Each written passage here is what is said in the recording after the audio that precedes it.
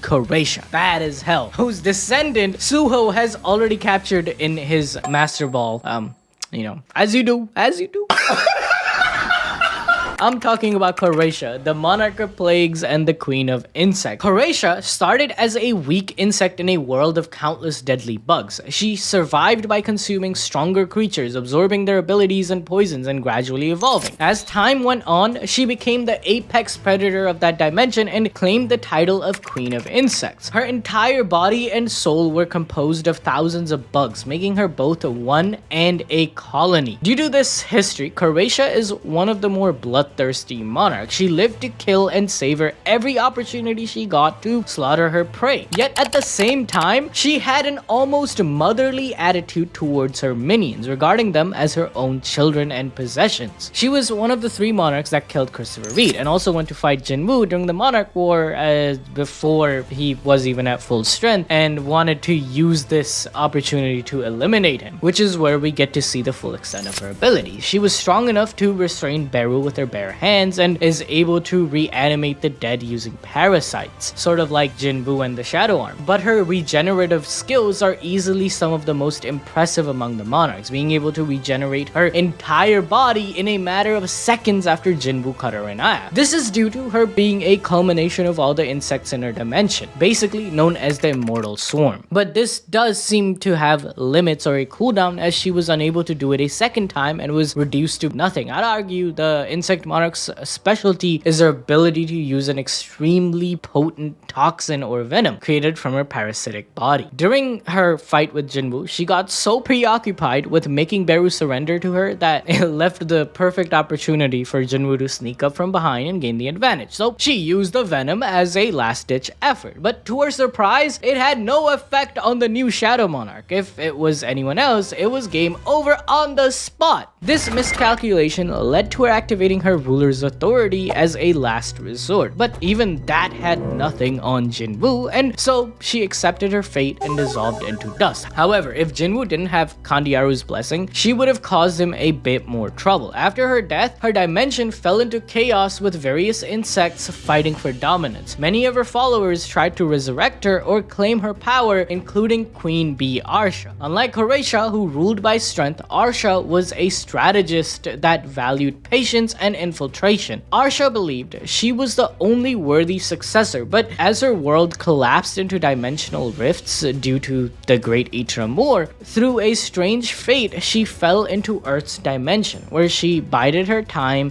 plotting her rise to power. However, she didn't have the strength to go up against the strongest S-rankers quite yet, so she blended into human society, taking on human form as she saw humanity as similar to insects, where the most vicious would ultimately rise to the top and rule. So she opened a VIP bar where she would poison politicians, the rich, and hunters with a substance called royal jelly, slowly turning them into worker bees who would be under her control. One such worker bee would be the A-class hunter Lee Min-sung, who was jealous of his longtime friend and driver Lim Tae-gyu awakening as an S-ranker. So he was busy using the Etram Stardust to strengthen himself. But when he bit off more than he could chew, Suho was after him. He went crying to Arsha, who could arrange an escape route for him from the country. However, this is where like the manhwa and the novel kind of differs, where Arsha isn't really in the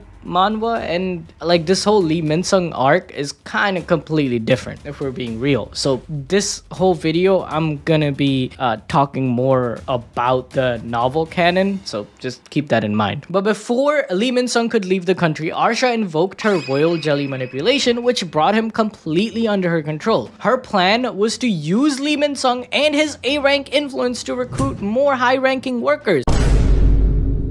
So Suho tracks down Arsha, whoops her ass, because bro is immune to poison due to Kandiaru's blessing, but all of a sudden, Suho gets dragged into the realm of eternal rest because Arsha had been sacrificing humans to start the successor trial so she can become the next insect monarch. Bro, how did this dumb ass bee, who is scared of a mere S-ranker, think she could be...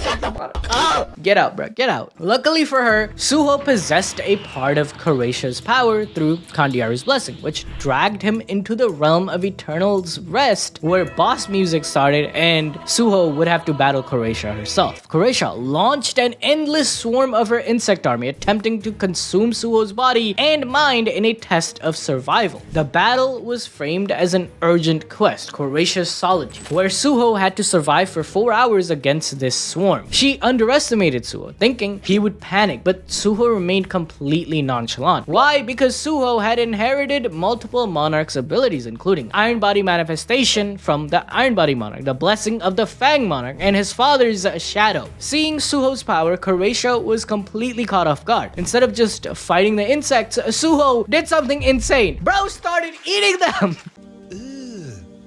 This was due to Rakan's advice of eat rather than be eaten. Suho literally took it literally and started devouring Querehsha's whole body because she's made of insects, right? This infuriated Querehsha, but it slowly started to weaken her, who was already nerfed heavily in this realm. This strategy ultimately led to Suho gaining the title Natural Enemy of Insects, giving him a 40% stat boost against bug-type monsters. After completely breaking her will, Querehsha was forced to acknowledge Suho, prompting a system message to appear stating that Querehsha's Pontifex or High Priest had been extorted by Suho. This granted Suho control over remnants of Querehsha's power, though not enough to fully inherit her title. Also, this Pontifex title is similar to how the Etrum's apostles create their High Priests, giving a portion of their power to the ones who are worthy, basically. And you can look at these apostles on the same caliber or ranking, not in terms of power, but in terms of their role as the monarchs and rulers of Jinwoo's universe.